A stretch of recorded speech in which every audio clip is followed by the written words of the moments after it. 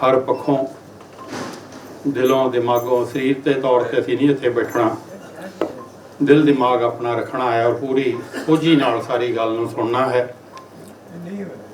मैं गंभीरता ना कहांगा, बट गंभीर नालों भी कोई घट मसला यह साडे ते नहीं है। सिंह सभा दादर सेंट्रल बॉडी अपना फर्ज समझते हुए जदों भी किते कोई कौम के उत्ते कोई ऐसी गल आउंदी है, साडे सामने कोई चैलेंज आउंदा है, उसनूं असीं पूरी हिम्मत नाल असीं उसनूं फेस करते हाँ। और अज तक उन्हां विच आपां नूं गुरु महाराज की बख्शिश हुई है कि आपां नूं जित हासिल हुई है। हुण भी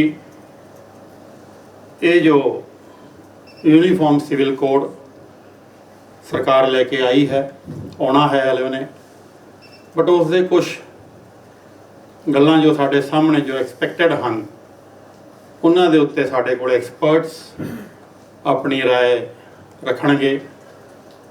गल इतनी है कि सिੱਖੀ है, सिੱਖੀ दे जो असूल हैं, साडी दिख है, साडा अपना कल्चर है। सिੱਖੀ दी केवल दिख दी गल नहीं, साडे अपने अंदरूनी जिहड़े असूल हैं, कुछ एक साडे अपने एक्ट हैं, इंज कह लो कि सिख रहत मर्यादा है। असीं नहीं चाहांगे कि उन्हां दे विच साडे इंटरफेरेंस किसी पास्यों होवे। मुबारक है, देश है, उस दे नाल आपां कंधे नाल कंधा मिला के आज़ादी तो पहलां तो ही आपां काम करते आए हाँ और अगे भी करना है। देश के भले लिए सिख कौम हमेशा अगे रही है और रहेगी। कोई असीं खिलाफत वाली साडी कोई सोच ही नहीं हैगी आ, लेकिन अपनी आइडेंटिटी नूं असीं अपना उसनूं संभालना है। मैं फिर कह दियां कि केवल दिख वाली आइडेंटिटी की गल मैं नहीं कर रहा, ये तो संभालनी ही है। इस दे नाल ही होर साडे जिहड़े अपने असूल हैं, रूल हैं, बहुत सारियां ऐसियां गल्लां जिहड़ियां अज चर्चा आपां करांगे। साडे एक्सपर्ट्स जिन्हां दे उत्ते रिसर्च कीती है, कुछ एक गल्लां जिहड़ियां बाहर आईयां हैं उन्हां ते भी आपां पहरा देना है। और ये साडा फर्ज बनता है ऐसे सिख, जब लग खालसा रहे न्यारा तब लग तेज दिओ मैं सारा। असी अपना जिहड़ा एक न्यारापन है, वखरापन है, उसनूं असी संभालना है और असी संभालना है, किसी होर ने नहीं।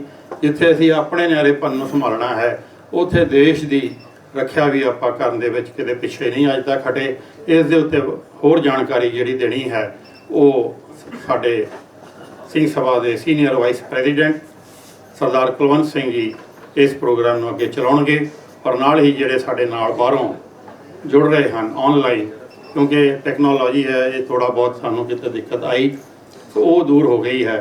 और कुलवंत सिंह जी नूं मैं बेनती करांगा कि वो अगला प्रोग्राम जो है आके उसनूं कंडक्ट करन। सरदार कुलवंत सिंह जी। वाहिगुरू जी का खालसा, वाहिगुरू जी की फतेह। असी अज किसी खास मकसद करके इधर इकट्ठे हुए हैं। यूनीफॉर्म सिविल कोड आम जनता दे विच इन्हां चीज़ों का प्रभाव असी नहीं देखते। कश्मीर दे विच 370 धारा हटी है। पहले भी बंदा गरीब रोटी खा रहे सी, अज भी रोटी खा रहे, उसमें उसका इफेक्ट नहीं पैंदा। पहले भी आम कश्मीरी जो है जो सफ़र कर रहे सी, अज भी है। पहला भी पूरे भारत दे विच एक मजदूर, एक किसान जो कर रहे सी वो अज भी कर रहे। यानी कि 370 हटन के नाल उन्हां दी जिंदगी चेंज हो गई है। कोई चेंज नहीं आया। आया कोई चेंज? आप देखिए किधर, कोई नहीं आया। लेकिन इन्हां चीज़ों का प्रभाव कौमां दे लॉन्ग टर्म भविख के उत्ते पैंदा है। अज जो है सारा कुछ उसी तरह ही दिखेगा, लेकिन ये जिहड़ियां चीज़ों का प्रभाव अगे जाके कौम के जो भविख के उत्ते पैंदा है। 1925 दे विच श्रोमणी कमेटी का एक्ट बनया। उस वक्त जो है मोर्चे भी लग रहे सन, सारा कुछ हो रहा सी।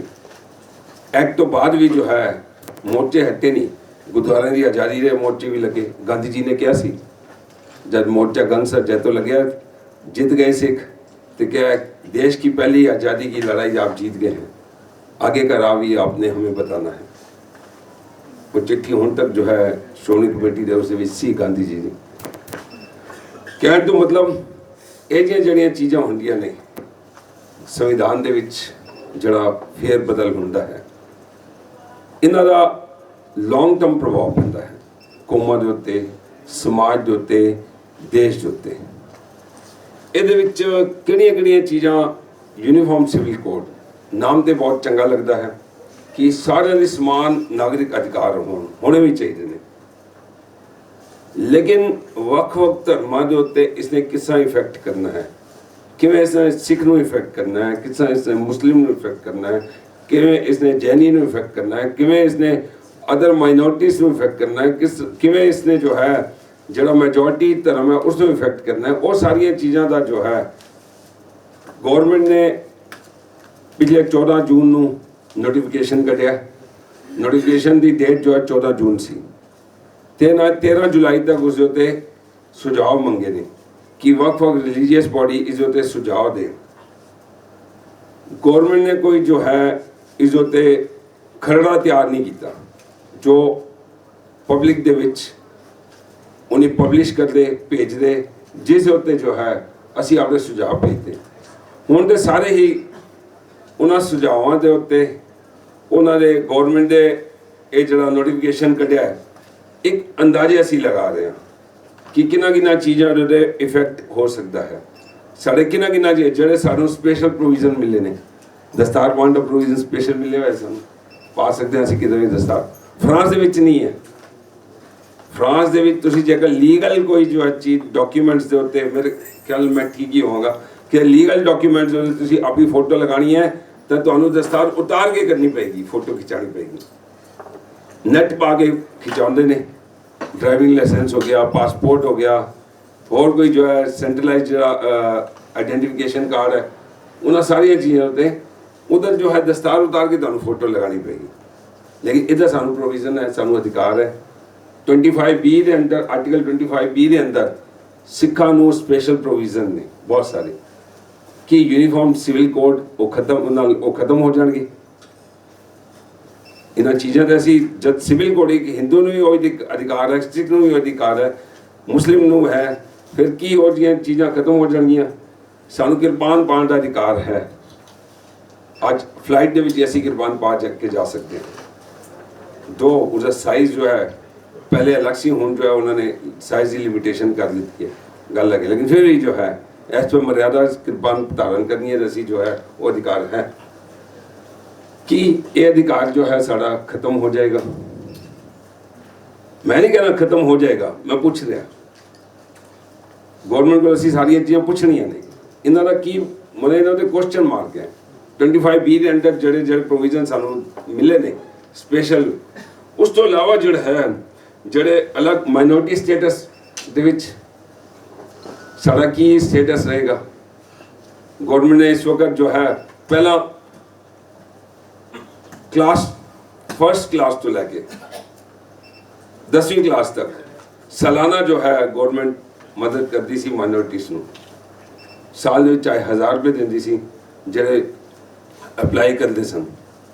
लेकिन जो है इस पिछले साल तो गवर्नमेंट ने वो बंद कर दी है कि 8वीं क्लास तक, 8वीं या 10वीं क्लास तक मैंने बराबर होनी है, वो स्टेटस खत्म करता कि वो जड़ा फायदा मिलता सी वो नहीं मिलेगा, हायर क्लासेस लिए मिलेगा। मौलाना आज़ाद जो स्कीम सी वो पिछले गवर्नमेंट ने कुछ ना कुछ फर्क किया है। लेकिन जो है लॉन्ग टर्म के होर भी प्रोविजन है ने कि सानू बाहर जाने भी वजीफा मिल जाता है गवर्नमेंट वालों, माइनॉरिटीज़ नू फीस मिल जाती है। सानू 25,000 रुपये 12वीं क्लास तो 10वीं क्लास तो बाद भी मिल जाते हैं जगह असी अप्लाई करिए। तो इन्हां सारिया चीज़ों का की बनेगा? ये सारिया चीज़ों के उत्ते यूनीफॉर्म सिविल लॉ जब हो जाएगा तो फिर ये सारिया चीज़ों का अजे तक असी कुछ नहीं कह, मैं नहीं कह सकता बंद हो जाएगा, लेकिन ये सारे क्वेश्चन मार्क्स ने। उस तो इलावा जो है सिख गुरुद्वारा एक्ट जोड़े बने सन, जिमें श्रोमणी गुरुद्वारा प्रबंधक कमेटी का एक्ट है, हम पिछे भगवंत मान सरकार से थोड़ी छेड़छाड़ की है वो जड़ा टेलीकास्ट का मुद्दा सी मुद्दा जो भी सी लेकिन उसनों पिछे एक बार जवाहरलाल नेहरू ने उसनों थोड़ा छेड़छाड़ करने की कोशिश की सी लेकिन विरोध होया उसका कि श्रोमणी कमेटी के एक्ट दे विच जो भी चेंजेस होणगे और श्रोमणी कमेटी को रिकमेंडेशन जाएगी तो जो है स्टेट उसे कुछ कर सकती है लेकिन जो कोई रिकमेंडेशन नहीं गई श्रोमणी कमेटी को स्टेट ने अपने लेवल पे कर दिता है एक ए देश तो एक पहला हरियाणा गुरुद्वारा का जड़ा हरियाणा गुरुद्वारा प्रबंधक कमेटी फॉर्म की है ਉਹਦੇ ਵਿੱਚ ਵੀ ਉਹ ਸਾਡੀ ਚਲੋ ਆਪਣੀ ਕਮਜ਼ੋਰੀ ਸੀ ਅਸੀਂ ਪੂਰੀ ਤਰ੍ਹਾਂ ਕੇਸ ਨਹੀਂ ਪੁੱਟ ਅਪ ਕਰ ਸਕੇ ਸੁਪਰੀਮ ਕੋਰਟ ਦੇ ਵਿੱਚ ਤੇ ਹਰਿਆਣਾ ਕਮੇਟੀ ਜੋ ਅਲੱਗ ਫਾਰਮ ਹੋ ਗਈ ਹੈ ਅੱਜ ਹੋ ਗਈ ਹੈ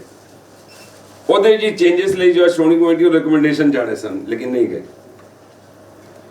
ਇਸ ਤੋਂ ਇਲਾਵਾ ਜੋ ਹੈ ਗੁਰਦੁਆਰਾ ਜੁਡੀਸ਼ੀਅਲ ਕਮਿਸ਼ਨ ਉਹਦੀ ਕੀ ਸਟੇਟਸ ਰਹੇਗੀ ਕਾਰਨ ਦੀ ਤੇ ਆਪਾਂ ਗੱਲ ਕਰ ਚੁੱਕੇ ਹਾਂ ਜਿਵੇਂ मुस्लिम पर्सनल लॉ बोर्ड है ये कोई गवर्नमेंट की बॉडी नहीं है मुस्लिम पर्सनल लॉ बोर्ड गवर्नमेंट की बॉडी नहीं है ये जो ट्रस्ट है ये अपने शिया कानून जड़े जड़े इन्होंने कानून ने उन्होंने मुस्लिम लॉ के नाल वो कानून जो है वो गवर्नमेंट अगे रखते हैं और बड़ी मजबूत बॉडी है गवर्नमेंट के उत्ते इन्हों काफ़ी प्रभाव भी है और गवर्नमेंट सुनती भी है इसे मुस्लिम पर्सनल बॉडी असी आम गल सुनते हाँ लेकिन असी कदे सिख पर्सनल लॉ बोर्ड की गल नहीं सुनी कदे नहीं सुनी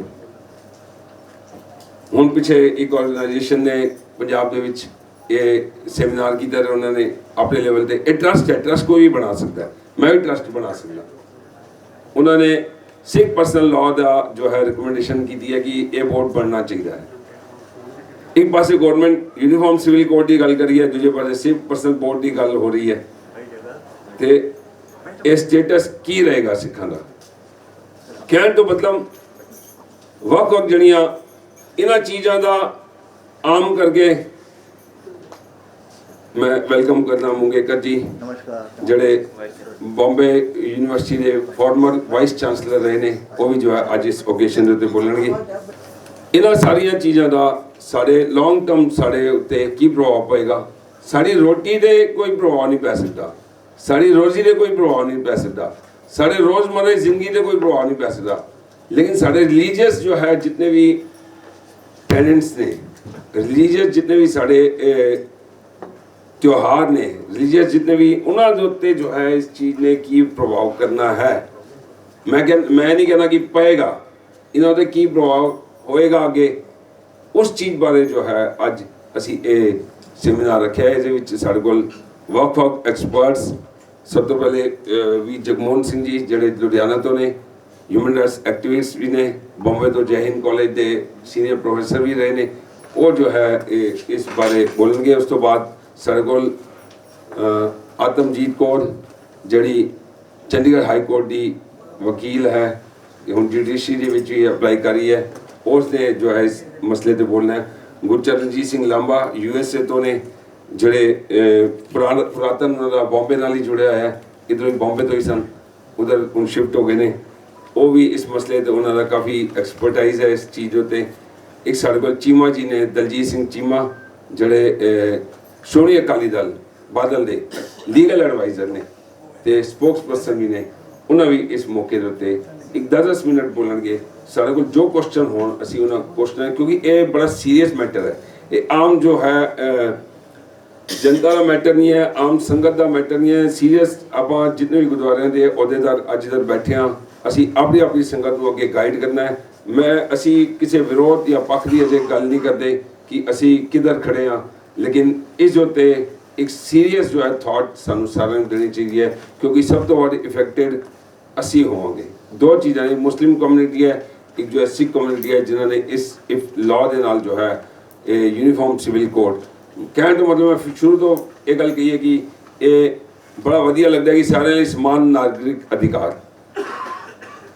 नागरिक अधिकार होने चाहिए ने अधिकारां दे विच अज USA विच है एक धर्म है जो है उधर चले इधर वक्-वक् धर्म ने वक्-वक् जातियां ने कोई आदिवासी ने उन्होंने गवर्नमेंट ने अलग प्रोविजन किए हुए ने उन्हों का की बनेगा ਇਹ ਸਾਰੀਆਂ ਚੀਜ਼ਾਂ ਉੱਤੇ ਅੱਜ ਅਸੀਂ ਡਿਸਕਸ ਕਰਨ ਲਈ ਇਧਰ ਇਕੱਠੇ ਹੋਏ ਹਾਂ। ਮੈਂ ਬੇਨਤੀ ਕਰਾਂਗਾ ਲੋਕਾਨੀ ਜੀ, ਹੋ ਗਿਆ ਮੈਂ WhatsApp ਕਾਲ ਜੋ ਹੈ ਉਹਨਾਂ ਦੇ ਨਾਲ ਵਰਕਆਊਟ ਕਰ ਲੈਣਾ। ਜੇਕਰ ਉਹ ਵੱਖ-ਵੱਖ ਸਾਡੇ ਜਿਹੜੇ ਬੁਲਾਰੇ ਨੇ ਉਹ ਜੋ ਹੈ ਇਸ ਉਸ ਤੇ ਜਗਮੋਹਨ ਸਿੰਘ ਜੀ ਲਾਈਨ ਦੇ ਉੱਤੇ ਨੇ, ਉਹ ਜੋ ਹੈ ਹੁਣ ਮੈਂ ਉਹਨਾਂ ਨੂੰ ਬੇਨਤੀ ਕਰਾਂਗਾ ਕਿ ਕੈਮਰਾ ਵੀ ਉਹਨਾਂ ਦਾ ਔਨ ਕਰਦਾ ਹੈ। ਹਾਂਜੀ ਹਾਂਜੀ ਵੀਡੀਓ ਅਸੀਂ ਉਸ ਤੇ ਹੀ ਲੈ ਰਹੇ ਹਾਂ।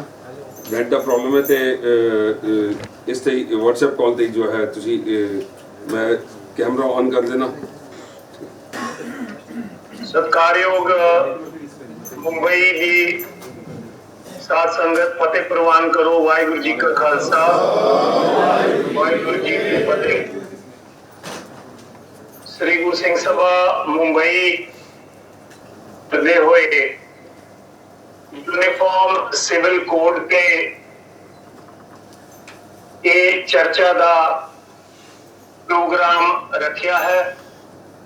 तुसी सारे पतवंते मुंबई के ਵੱਖ-ਵੱਖ ਥਾਵਾਂ तो आए हो। जो मेरी ड्यूटी लगी है, मैं इस मुद्दे नूं आप जी के सन्मुख रखना है और मेरे नाल जिहड़े होर बुलारे होणगे ਉਹ ਇਹਦੇ ਵੱਖ-ਵੱਖ ਪਹਿਲੂਆਂ ਤੇ ਗੱਲਬਾਤ ਕਰਨਗੇ। ਸਾਰੇ ਦੁਨੀਆ ਦੇ ਵਿੱਚ ਜਿਹੜਾ ਕ੍ਰਿਮੀਨਲ ਲਾਅ ਹੈ ਉਹ ਸਾਰਿਆਂ ਲਈ ਇਕਸਾਰ ਹੁੰਦਾ ਹੈ। ਇੱਕ ਜ਼ਮਾਨਾ ਹੁੰਦਾ ਸੀ ਜਦੋਂ ਬਰਤਾਨੀਆ ਸਰਕਾਰ ਵੇਲੇ ਕ੍ਰਿਮੀਨਲ ਲਾਅ ਵੀ ਅਲੱਗ ਸੀ। There used to be a Hindu penal code and a Muslim penal code, ਪਰ ਹੁਣ ਲਗਭਗ ਸਮੁੱਚੀ ਦੁਨੀਆ ਦੇ ਵਿੱਚ ਘੱਟੋ ਘੱਟ ਕਾਨੂੰਨ ਦੀਆਂ ਕਿਤਾਬਾਂ ਵਿੱਚ ਇਕਸਾਰ ਕ੍ਰਿਮੀਨਲ ਲਾਅ ਹੈ। ਇਸੇ ਤਰ੍ਹਾਂ ਸਾਰੀ ਦੁਨੀਆ ਦੇ ਲੋਕ, ਸਾਰੀ ਦੁਨੀਆ ਦੀਆਂ ਸਰਕਾਰਾਂ ਚਾਹੁੰਦੀਆਂ ਨੇ ਕਿ ਜਿਹੜਾ ਨਾਗਰਿਕ ਕਾਨੂੰਨ ਹੈ ਉਹ ਵੀ ਇਕਸਾਰ ਹੋਵੇ। ਔਰ ਭਾਰਤ ਦੇ ਸੰਵਿਧਾਨ ਦੇ ਵਿੱਚ ਧਾਰਾ 44 ਦੇ ਤਹਿਤ ਜਿਹੜੇ directive principals of state policy ਨੇ ਔਰ ਕੰਸਟੀਟਿਊਐਂਟ ਅਸੈਂਬਲੀ ਨੇ ਇਹਦੇ ਵਿੱਚ ਲੰਮੀਆਂ ਬਹਿਸਾਂ ਤੋਂ ਬਾਅਦ directive principals of state policy ਦੇ ਵਿੱਚ ਦਰਜ ਕੀਤਾ ਕਿ ਆਉਣ ਵਾਲੀਆਂ ਸਰਕਾਰਾਂ यूनिफॉर्म सिविल कोड इकसार नागरिक कानून ਨੂੰ ਲਾਗੂ ਕਰਨ ਦੀਆਂ ਕੋਸ਼ਿਸ਼ਾਂ ਕਰਦੀ ਰਹੇਗੀ। ਇਸੇ ਤਰ੍ਹਾਂ ਹੀ ਸੁਪਰੀਮ ਕੋਰਟ ਨੇ ਵੀ ਕਈ ਫੈਸਲਿਆਂ ਦੇ ਵਿੱਚ ਸਰਕਾਰ ਦੇ ਕੰਨ ਖਿੱਚੇ ਕਿ ਤੁਸੀਂ ਇਸ ਨੂੰ ਲਾਗੂ ਕਰਨ ਦੇ ਵਿੱਚ ਢਿੱਲ ਕਿਉਂ ਕਰ ਰਹੇ ਹੋ।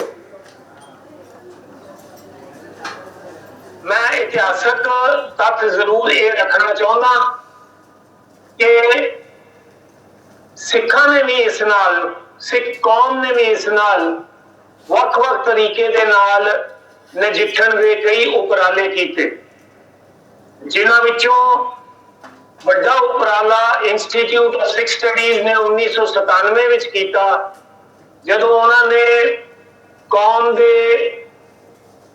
ਬਹੁਤ ਮੰਨੇ ਪਰਮੰਨੇ ਕਾਨੂੰਨੀ ਮਾਹਿਰਾਂ ਦੀ ਇੱਕ ਸੈਮੀਨਾਰ ਕਰਕੇ ਚੰਡੀਗੜ੍ਹ ਦੇ ਵਿੱਚ ਇੱਕ ਮਤਾ ਪਾਸ ਕੀਤਾ ਕਿ ਸਿੱਖਾਂ ਦਾ ਇੱਕ ਆਪਣਾ ਜਾਤੀ ਕਾਨੂੰਨ, ਸਿੱਖ ਪਰਸਨਲ ਲਾਅ ਹੋਣਾ ਚਾਹੀਦਾ।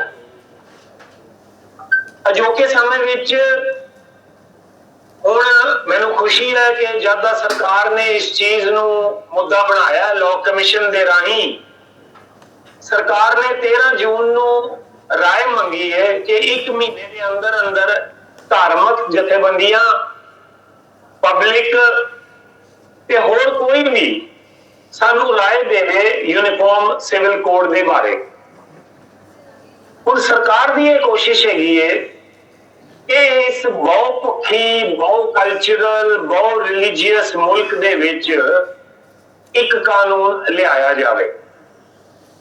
ਘੱਟ ਗਿਣਤੀਆਂ ਦਾ ਖਦਸ਼ਾ, ਸਿੱਖਾਂ ਦਾ, ਮੁਸਲਮਾਨਾਂ ਦਾ, ਬੋਧੀਆਂ ਦਾ, ਕ੍ਰਿਸਚੀਅਨਸ ਦਾ, ਬੰਬਈ ਵਿੱਚ ਵਸਦੀ ਬਹੁਤ ਛੋਟੀ ਗਿਣਤੀ ਵਿੱਚ ਪਾਰਸੀਆਂ ਦਾ, ਜੈਨੀਜ਼ ਦਾ, ਬੁੱਧਿਸਟ ਦਾ, ਇਹ ਸਰਕਾਰ ਘੱਟ ਗਿਣਤੀ ਦੇ ਕਨਸੈਪਟ ਨੂੰ ਖਤਮ ਕਰਨਾ ਚਾਹੁੰਦੀ ਹੈ ਔਰ ਉਸ ਮਿਸ਼ਨ ਦੇ ਤਹਿਤ ਚੱਲਦੇ ਹੋਏ ਉਹ ਕੁਝ ਅਜਿਹੇ ਕਾਨੂੰਨ ਲਿਆਉਣਾ ਚਾਹੁੰਦੀ ਹੈ ਜਿਸ ਨਾਲ ਕਿ ਜਿਹੜਾ ਉਹਨਾਂ ਨੂੰ ਸੂਟ ਕਰਦਾ ਉਸ ਨੂੰ ਚਾਹੇ ਤੁਸੀਂ ਕੋਈ ਵੀ ਨਾਂ ਦੇ ਦਿਓ, ਉਸ ਤਰ੍ਹਾਂ ਦੇ ਕਾਨੂੰਨ ਜਿਹੜੇ ਨੇ ਉਹ ਲਾਗੂ ਕਰਨਾ ਚਾਹੁੰਦੇ। ਮੈਂ ਇਹ ਸਮਝਦਾ ਕਿ ਇਹਦੇ ਤੇ ਜਿਵੇਂ ਸਰਕਾਰ ਨੇ ਸਾਨੂੰ ਮੌਕਾ ਦਿੱਤਾ, ਜਿੰਨਾ ਕੁ ਵੀ ਦਿੱਤਾ ਪਤਾ ਨਹੀਂ ਕਿੰਨਾ ਕੁ ਦੇਣਗੇ। ਇੱਕ ਪਾਸੇ ਉਹ ਰਾਏ ਮੰਗ ਰਹੇ ਨੇ, ਦੂਸਰੇ ਪਾਸੇ ਪਾਰਲੀਮੈਂਟਰੀ ਸਟੈਂਡਿੰਗ ਕਮੇਟੀ ਦੀ ਮੀਟਿੰਗ ਹੋ ਰਹੀ ਹੈ, ਤੀਸਰੇ ਪਾਸੇ ਦੇਸ਼ ਦਾ ਪ੍ਰਧਾਨ ਮੰਤਰੀ ਇਹਨੂੰ ਚੋਣ ਮੁੱਦਾ ਬਣਾਉਣ ਲਈ ਆਲਰੇਡੀ ਪਬਲਿਕ ਦੇ ਵਿੱਚ ਇਸ ਗੱਲ ਨੂੰ ਫਲੋਟ ਕਰਦੇ ਨੇ। ਸਰਕਾਰ ਦੀ ਮਨਸ਼ਾ ਕੋਈ ਸਾਫ਼ ਜੀ ਨਹੀਂ ਨਜ਼ਰ ਆ ਰਹੀ, ਲੇਕਿਨ ਤੁਹਾਡੇ ਮੇਰੇ ਦੇ ਲਈ ਕੌਮ ਦੇ ਸੁਹਿਰਦ ਪੱਥਕ ਹਤੈਸ਼ੀਆਂ ਦੇ ਲਈ ਇਹ ਮੌਕਾ ਹੈ ਕਿ ਅਸੀਂ ਆਪਣੇ ਵਿੱਚ ਘੋਖ ਕਰੀਏ ਕਿ ਕਿਹੜੇ ਮੁੱਦੇ ਨੇ ਜਿਹਨਾਂ ਨਾਲ ਕਿ ਸਾਡੇ ਤੇ ਪ੍ਰਭਾਵ ਪਏਗਾ। ਸਾਨੂੰ ਸਾਰਿਆਂ ਨੂੰ ਖੁਸ਼ੀ ਹੋਈ ਕਿ ਆਨੰਦ ਮੈਰਿਜ ਐਕਟ ਬਣਿਆ, ਪਰ ਆਨੰਦ ਮੈਰਿਜ ਐਕਟ ਲਾਗੂ ਨਹੀਂ ਹੋਇਆ ਪੂਰਾ। ਪੰਜਾਬ ਵਿੱਚ ਵੀ ਨਹੀਂ ਲਾਗੂ ਹੋਏਗਾ, ਬਾਕੀ ਥਾਵਾਂ ਤੇ ਛੱਡੋ। ਫਿਰ ਇਸ ਕਾਨੂੰਨ ਦੇ ਵਿੱਚ ਆਨੰਦ ਕਾਰਜ ਦਾ ਪ੍ਰੋਵੀਜ਼ਨ ਤੇ ਹੈਗਾ, ਲੇਕਿਨ ਡਾਈਵੋਰਸ ਦਾ ਪ੍ਰੋਵੀਜ਼ਨ ਨਹੀਂ ਹੈਗਾ। ਹੁਣ ਅਸੀਂ ਆਪਣੀ ਸਿੱਖ ਰਹਿਤ ਮਰਿਆਦਾ ਨੂੰ ਆਧਾਰ ਬਣਾਉਂਦੇ ਆ, ਅਸੀਂ ਕਨਸੈਪਟ ਇਹ ਲੈ ਕੇ ਆਉਂਦੇ ਆ ਕਿ ਸਿੱਖਾਂ ਵਿੱਚ ਡਾਈਵੋਰਸ ਤੇ ਹੁੰਦਾ ਹੀ ਨਹੀਂ। ਸਿਧਾਂਤਕ ਤੌਰ ਤੇ ਅਸੀਂ ਭਾਵੇਂ ਸਹੀ ਵੀ ਹੋਈਏ, ਪ੍ਰੈਕਟੀਕਲ ਤੌਰ ਤੇ ਸਾਨੂੰ ਪਤਾ ਹੈ ਕਿ ਅੱਜ ਸਮਾਜ ਵਿੱਚ ਕੀ ਹੋ ਰਿਹਾ ਹੈ। ਇਸੇ ਤਰ੍ਹਾਂ ਜਦੋਂ ਪ੍ਰਾਪਰਟੀ ਦੀ ਵੰਡ ਆਉਂਦੀ ਹੈ, ਆਦਮੀ ਔਰਤ ਚੋਂ ਕਿਸੇ ਦੀ ਵੀ ਮੌਤ ਤੋਂ ਬਾਅਦ ਬਹੁਤ ਸਾਰੇ ਮਸਲੇ ਉੱਠਦੇ ਨੇ। ਬਹੁਤ ਸਾਰੇ ਮਸਲਿਆਂ ਦੇ ਵਿੱਚ ਸਿੱਖਾਂ ਦਾ ਲੜਾਈਆਂ ਤੱਕ ਔਰ ਇੱਕ ਦੂਜੇ ਦੀਆਂ ਜਾਨਾਂ ਲੈਣ ਤੱਕ ਜਿਹੜੀ ਹੈ ਉਹ ਹਾਲਾਤ ਪਹੁੰਚ ਜਾਂਦੇ ਨੇ। ਤੀਸਰਾ, ਸਾਨੂੰ ਇਹ ਗੱਲ ਕਹਿੰਦੇ ਜ਼ਰੂਰ ਹੈਗੀ ਹੈ ਕਿ ਆਰਟੀਕਲ 25 ਵਿੱਚ ਸਾਨੂੰ ਮਤਲਬ ਧਾਰਮਿਕ ਆਜ਼ਾਦੀ ਹੈਗੀ ਹੈ, ਆਪਣੇ ਧਰਮ ਨੂੰ ਆਪਣੇ ਹਿਸਾਬ ਨਾਲ ਪ੍ਰੈਕਟਿਸ ਕਰਨ ਦੀ, ਲੇਕਿਨ ਨਾਲ ਹੀ 25 ਵਿੱਚ ਇਹ ਦਰਜ ਕਰ ਦਿੱਤਾ ਗਿਆ reference to Hindus will be construed as reference to Jains, Buddhists and Sikhs। ਇਹ ਪ੍ਰੋਬਲਮ ਹੈ। ਜਦੋਂ ਵੀ ਕੋਈ ਵੀ ਸਿੱਖ ਮੁੱਦਾ ਉੱਠਦਾ ਤੇ ਫਿਰ ਸਾਨੂੰ ਉਸ ਨੂੰ ਹਿੰਦੂ ਵਜੋਂ ਕਲੱਬ ਕੀਤਾ ਜਾਂਦਾ। ਇੱਕ ਬਹੁਤ ਵੱਡੀ ਸਾਜ਼ਿਸ਼ ਦੇ ਤਹਿਤ ਜਿਹੜੀ ਹਾਕਮ ਤੇ ਹੈਗੀ ਹੈ, ਜਿਹੜੇ ਉਹਨਾਂ ਦੇ ਦਿਮਾਗ ਨੇ, ਉਹਨਾਂ ਨੇ ਹੁਣ ਇੱਕ ਨਵੀਂ ਗੱਲ ਫਲੋਟ ਕਰਨੀ ਸ਼ੁਰੂ ਕਰ ਦਿੱਤੀ ਹੈ ਕਿ ਜਿਹੜਾ ਇਸ ਮੁਲਕ ਦੇ ਘੇਰੇ ਵਿੱਚ ਧਰਮ ਪੈਦਾ ਹੋਏ ਨੇ, ਉਹਨਾਂ ਦਾ ਇੱਕੋ ਇੱਕ ਹਿੰਦੂ ਸਨਾਤਨ ਧਰਮ ਹੈ, ਬਾਕੀ ਸਾਰੇ ਪੰਥ ਨੇ। ਸਿੱਖ ਵੀ ਪੰਥ ਹੈ ਤੇ ਜੇ ਸਿੱਖਾਂ ਨੂੰ ਇਸ ਮੁਲਕ ਦੇ ਵਿੱਚ ਰਹਿਣਾ ਹੈ ਤੇ ਹਿੰਦੂ ਧਰਮ ਨੂੰ ਮੰਨ ਕੇ ਰਹਿਣਾ ਪਏਗਾ। ਇਹ ਸਾਨੂੰ ਡਰ ਲੱਗਦਾ। ਦੂਜੀ ਔਰ ਵੱਡੀ ਗੱਲ ਹੈ ਜੀ, ਇਹ ਹੈਗਾ 22ਵਾਂ ਲਾਅ ਕਮਿਸ਼ਨ ਜਿਹਨੇ ਰਾਏ ਮੰਗੀ ਹੈ। 21ਵੀਂ ਲਾਅ ਕਮਿਸ਼ਨ ਨੇ 4 ਸਾਲਾਂ ਦੀ ਘੋਖ ਤੋਂ ਬਾਅਦ ਸੰਨ 2018 ਦੇ ਵਿੱਚ ਇਸੇ ਹੀ ਪਾਰਟੀ ਦੇ ਇਸੇ ਹੀ ਪ੍ਰਧਾਨ ਮੰਤਰੀ ਦੇ ਹੁੰਦਿਆਂ 185 ਪੇਜ ਦੀ ਲਿਖਤੀ ਰਿਪੋਰਟ ਜਾਰੀ ਕਰਕੇ ਕਿਹਾ uniform civil code is neither necessary nor desirable nor possible। और नाल ही उन्होंने किया the country must celebrate differentiation and diversity rather than try to homogenize। साडी जिहड़ी diversity हैगी है इस नूं celebrate करो, ਇਹਨੂੰ ਬਣਾਓ, ਇਹਨੂੰ ਧੱਕੇ ਨਾਲ ਇਕਸਾਰ ਨਾ ਕਰੋ। ਇਸੇ ਤਰ੍ਹਾਂ ਹੀ ਹਾਲ ਹੀ ਵਿੱਚ ਹੋਏ 3 ਤਰੀਕ ਨੂੰ ਪਾਰਲੀਮੈਂਟਰੀ ਸਟੈਂਡਿੰਗ ਕਮੇਟੀ ਦੇ ਚੇਅਰਮੈਨ ਸਾਬਕਾ ਮੁੱਖ ਮੰਤਰੀ ਬਿਹਾਰ ਸੁਸ਼ੀਲ ਮੋਦੀ ਮੀਟਿੰਗ ਨੂੰ ਚੇਅਰ ਕਰਦੇ ਹੋਏ ਕਹਿੰਦੇ ਨੇ ਕਿ ਨਾਰਥ ਈਸਟ ਯਾਨੀ 7 ਸੂਬਿਆਂ ਨੂੰ, ਇਹਨੂੰ ਅਸੀਂ ਕਹਿੰਦੇ ਆ 7 sisters of the north East, 7 ਸੂਬਿਆਂ ਨੂੰ ਯੂਸੀਸੀ ਦੇ ਘੇਰੇ ਚੋਂ ਬਾਹਰ ਕੱਢਤਾ ਜਾਏ, ਕਿਉਂਕਿ ਉੱਥੇ ਕਬੀਲੇ ਰਹਿੰਦੇ ਨੇ ਤੇ ਕਬੀਲੇ ਜਿਹੜੇ ਨੇ ਉਹਨਾਂ ਨੂੰ ਇਕਸਾਰਤਾ ਦੇ ਵਿੱਚ ਲਿਆਉਣਾ ਬਹੁਤ ਮੁਸ਼ਕਲ ਹੈ।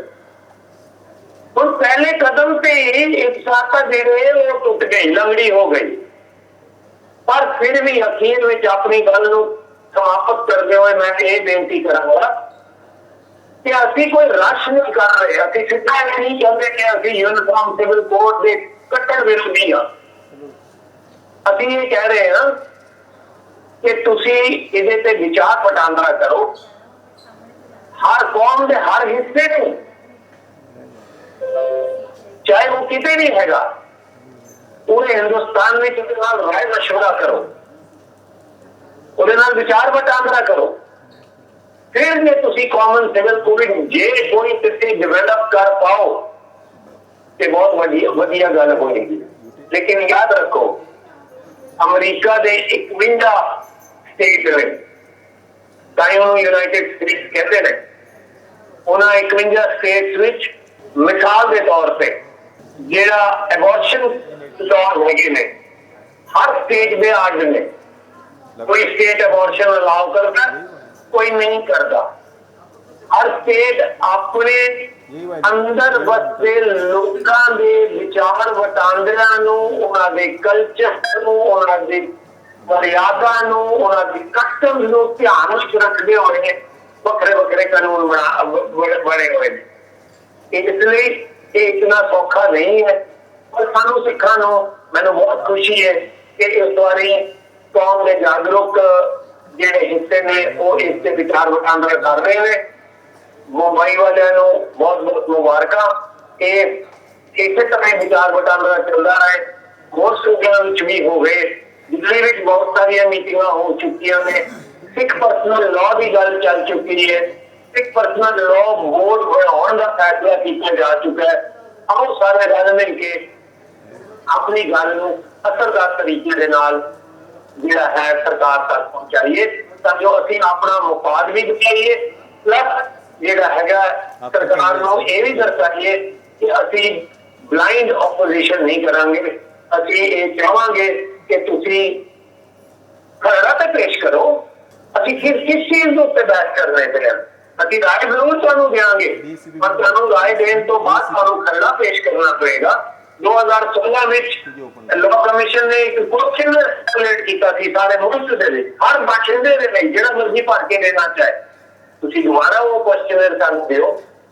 ਉਹਦੇ ਵਿੱਚ ਬਹੁਤ ਸਾਰੇ ਸਵਾਲ ਸਨ, ਬਹੁਤ ਸਾਰੇ ਪੇਚੀਦਾ ਸਵਾਲ ਸਨ ਜਿਨ੍ਹਾਂ ਦੇ ਜਵਾਬ ਦੇਣੇ ਆਸਾਨ ਨਹੀਂ ਹੈ, ਸਾਡੇ ਲਈ ਵੀ ਆਸਾਨ ਨਹੀਂ ਹੈ। ਸਾਡੀ ਰਹਿਤ ਮਰਿਆਦਾ ਵਿੱਚ ਵੀ ਜੇਕਰ ਇਕੁਆਲਿਟੀ ਦੇ ਕੋਈ ਇਸ਼ੂਜ਼ ਨੇ ਤੇ ਸਾਨੂੰ ਉਹਨੂੰ ਵੀ ਐਡਰੈਸ ਕਰਨਾ ਪਵੇਗਾ। ਇਹ ਸਾਥ ਨਾਲ ਕਿ ਮੈਂ ਇੱਕ ਵੱਡਾ ਜਿਹਾ ਕੈਨਵਸ ਤੁਹਾਡੇ ਸਾਹਮਣੇ ਰੱਖਿਆ।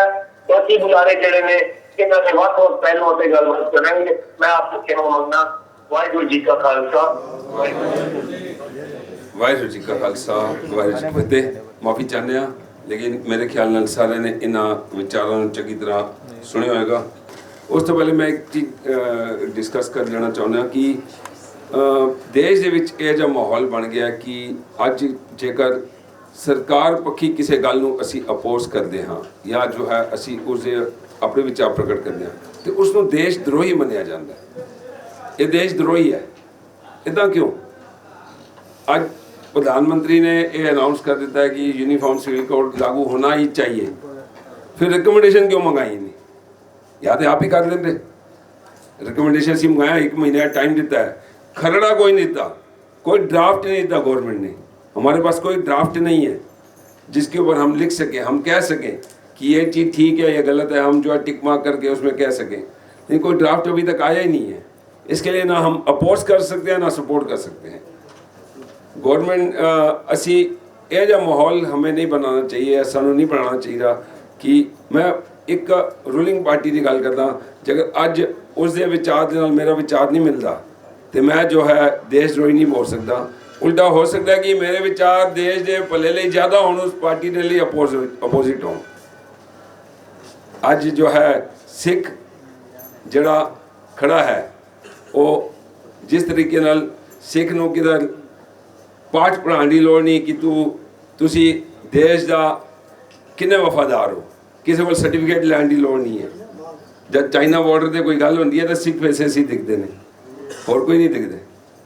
ਪਿੱਛੇ ਜਿਹਨੇ ਡੋਕਲਾਮ ਦੇ ਵਿੱਚ ਜਾਂ ਹੋਰ ਜਿਹੜੇ ਹੋਏ ਨੇ, ਸਿੱਖ ਵੈਸੇ ਸੀ ਸਨ ਸਾਹਮਣੇ, ਚਾਹੇ ਜੋ ਹੈ ਲੜਾਈ ਕਰ ਰਹੇ ਨੇ, ਚਾਹੇ ਗਾਲਾਂ ਕੱਢ ਰਹੇ ਨੇ, ਜੋ ਹੀ ਕਰ ਰਹੇ। ਸਾਡੇ ਕੋਲ ਵੀਡੀਓ ਆਏ ਨੇ ਕਾਫੀ। ਕਹਿਣ ਦਾ ਮਤਲਬ ਸਿੱਖ ਨੂੰ ਜੋ ਹੈ ਸਰਟੀਫਿਕੇਟ ਲੈਣ ਦੀ ਲੋੜ ਨਹੀਂ ਕਿ ਮੈਂ ਦੇਸ਼ ਦੇ ਨਾਲ ਮੇਰੀ ਕੋਈ ਅਸਹਿਮਤੀ ਹੈ, ਮੈਂ ਦੇਸ਼ ਦੇ ਨਾਲ ਖੜਾ ਹਾਂ, ਦੇਸ਼ ਦੇ ਨਾਲ ਅਸੀਂ ਖੜੇ ਰਹਾਂਗੇ।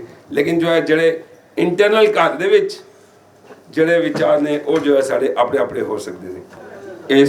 ਉਸ ਦੇ ਵਿੱਚ ਸਿੱਖ ਬੀਬੀਆਂ ਦੇ ਉੱਤੇ ਆਨੰਦ ਮੈਰਿਜ ਐਕਟ ਦੇ ਉੱਤੇ ਅਜੇ ਤੱਕ, ਕਿਉਂਕਿ ਆਨੰਦ ਮੈਰਿਜ ਐਕਟ ਦਾ ਜਿਹੜਾ ਸਾਡਾ ਮਸੌਦਾ ਤਿਆਰ ਵੀ ਹੋਇਆ, ਪਾਸ ਵੀ ਹੋਇਆ ਪਾਰਲੀਮੈਂਟ ਦੇ ਵਿੱਚ, ਸਟੇਟਸ ਲਾਗੂ ਨਹੀਂ ਕਰ ਸਕੇ। ਪੰਜਾਬ ਸਟੇਟ ਨਹੀਂ ਲਾਗੂ ਕਰ ਸਕੀ, ਪੰਜਾਬ ਦੇ ਵਿੱਚ ਹੀ ਨਹੀਂ ਹੋਇਆ ਲਾਗੂ। ਬੰਬੇ ਦੇ ਵਿੱਚ ਜਦ ਮਿਊਨਿਸਪੈਲਿਟੀ ਦੇ ਵਿੱਚ ਤੁਸੀਂ ਕਹੋ ਅਸੀਂ ਆਨੰਦ ਮੈਰਿਜ ਐਕਟ ਦੇ ਵਿੱਚ, ਜਾਂ ਨਿਊ ਬੰਬੇ ਦੇ ਵਿੱਚ ਕਹੋ, ਇੱਕ ਦੋ ਕੇਸਿਸ ਹੋਏ ਨੇ ਸਾਡੇ ਘਰ ਪਰਿਵਾਰਾਂ ਦੇ ਕਿ ਆਨੰਦ ਮੈਰਿਜ ਐਕਟ ਦੇ ਅੰਡਰ ਰਜਿਸਟਰ ਕਰਨਾ, ਉਹਨਾਂ ਕੋਲ ਕੋਈ ਵੀ ਜੋ ਹੈ ਅਜੇ ਨੋटिफिकेशन आया ही नहीं कि गवर्नमेंट का कोई जो है GR आया नहीं है कि आनंद मैरिज एक्ट में कैसे हमने मतलब रजिस्टर करना है, उन्हें प्रोसीजर ही नहीं पता।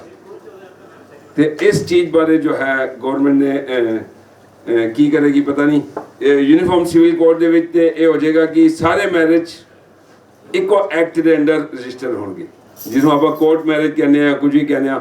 ਠੀਕ ਹੈ, ਅਸੀਂ ਲਾਵਾਂ ਪੜ ਲਵਾਂਗੇ, ਅਲੱਗ ਗੱਲ ਹੈ, ਲੇਕਿਨ ਉਹਨਾਂ ਦੀ ਲੀਗਲ ਐਂਟੀਟੀ ਕੀ ਹੋਏਗੀ ਇਹ ਨਹੀਂ ਪਤਾ ਸਾਨੂੰ।